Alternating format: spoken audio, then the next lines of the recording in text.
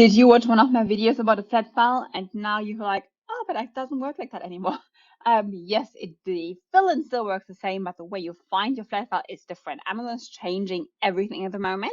They're changing their entire Seller Central lookout, probably had tons of functionalities in the backend. That's why a lot of things don't work anymore.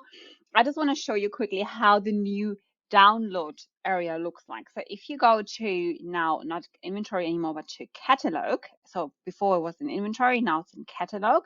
And then you go into add a product via upload, then you get to this page.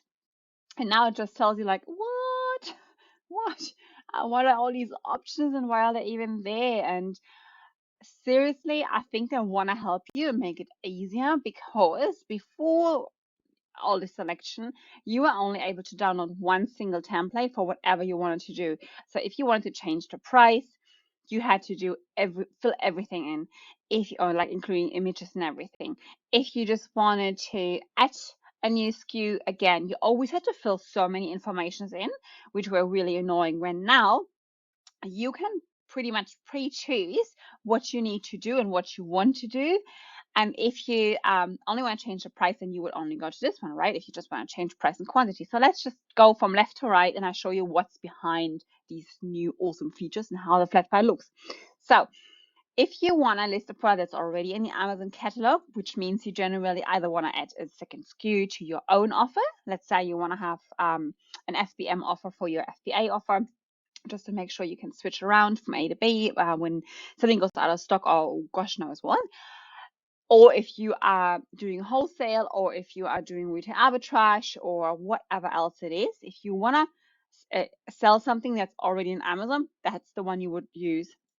And then you just click on here, and then you see it pretty much explains it, but it's just a bit confusing, especially if it's just the first time. And then you open it. Okay. Open. And maybe it does it. Yes, and then here you go. So you always got to click obviously enable listing, and then it tells you everything always, what's required, what's not required, what's optional. So you don't need to put anything in if you don't want to. Template, I always find it helps to play around a lot with it. I mean, if this is your first time, then just lower your expectation. It's not gonna work within 3 minutes unless you're a superstar. There's probably something that won't work, that give you an error. Please just expect that, and then you won't be disappointed. And you just go through here, and that's like the new thing. So now you gotta create your SKU, which I always tell you should be either your module number, your manufacturer if you're like a bigger manufacturer, or if it's, let's say you're selling, I don't know, Nike shoes, then you probably want to call them, I don't know, Nike, most likely the model, and then maybe whatever your own little shorting thing, just so you know which shoe that is, for example, maybe the size or the color. So let's say it's water bottle, and I'll probably go WB, I don't know, 400 ml,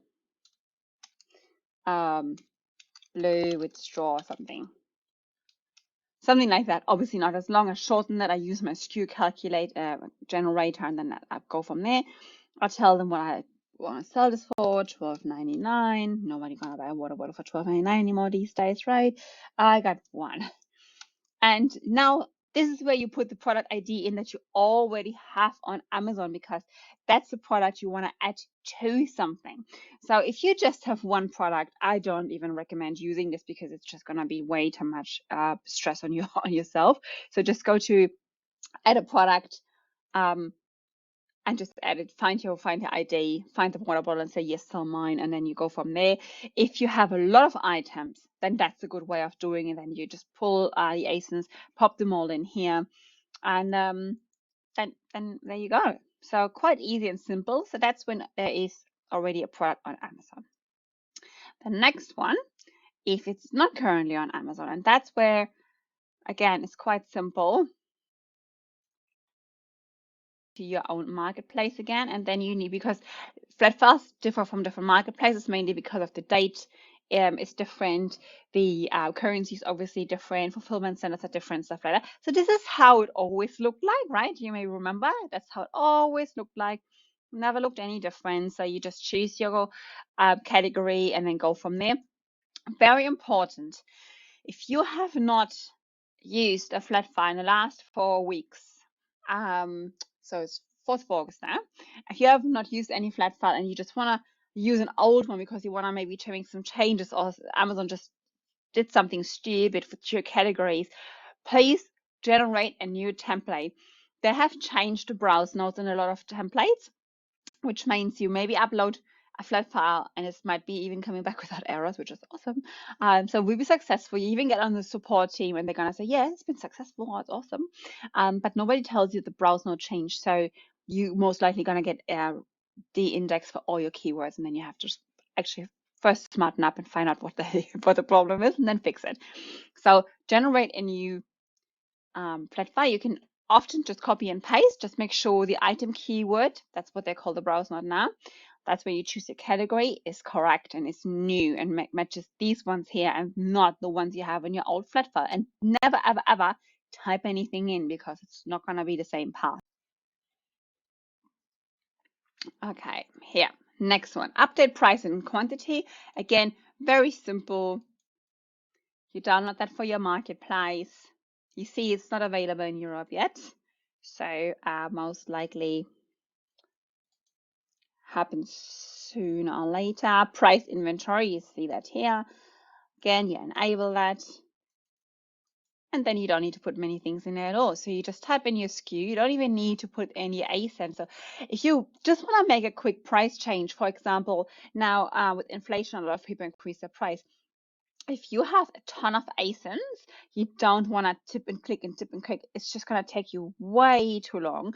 So you just pull in an inventory report with all your SKUs, pop them in here, pop the price in. What's your minimum, maximum? If you want to do it, you don't even have to. What's the quantity? You don't even need to do that either if you using FBA fulfillment. And obviously that's already matched. And you just change your price for everything at the same time. Bear in mind, this is not the sales price. This is your standard price. So if you want to still offer a sales price, you can't use this flat file. That's for standard pricing. Okay, but like if you're adjusting your conversion for another country, for example, same. Cool. And so we got that one. And now we got product details, which is what most people have to change because Amazon doesn't let you change your title on something, or you have to reindex, or you have to remove something, or listing has been removed, or whatever reason there is. Let's say this one. And then again, that looks like it's always looked. And I'm just gonna go for, I don't know, but I feel like knives today. And then I go here for my chef's knife. Yep, beautiful, beautiful. I generate my template, see how it looks. Most likely, it looks like it's always looked, like the ones you saw in my other videos on how to fill these ones in. That's the one.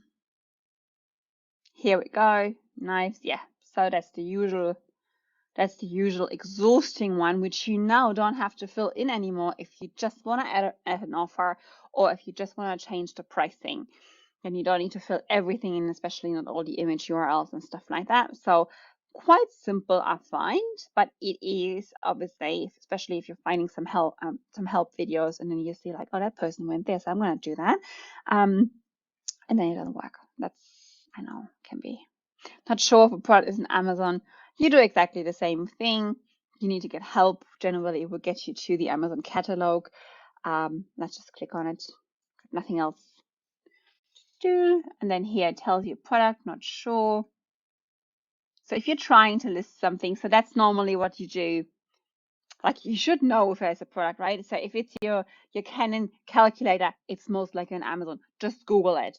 If you know you making this, I don't know, called candy and make it pink, and I don't know, add something else, add a pen or make it a touchpad, then it's probably not, and it's your own. So if it's private labeled, if it's private label product, it will always be not currently on Amazon, and that means you're using this flat file. And then you have all the additional flat files, which are again just category specific ones. You don't need automatic pricing. We just use these ones. Done.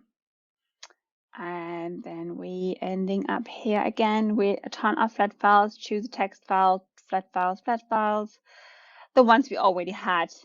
And then you go here, inventory loader. So these are kind of like guides you back because there is no more options really from what you had before.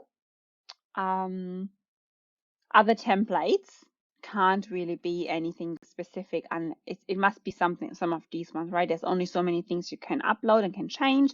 So yes, it looks very different, but it's gonna all act the same. And in saying that, if you are a big seller, or if you are a big online retailer or whatever, or doing retail arbitrage, something like that, where you have to change a lot of things very often or bulk upload things, then it should make this all a bit simpler for you. Just calm yourself down, do it on a Friday night, and don't promise your clients or yourself that you're going to upload everything very quickly, because you know how it works, because now it's a little bit different. Okay, I hope this was informative. Like and subscribe, and make sure you watch my other videos on how to fill these things in.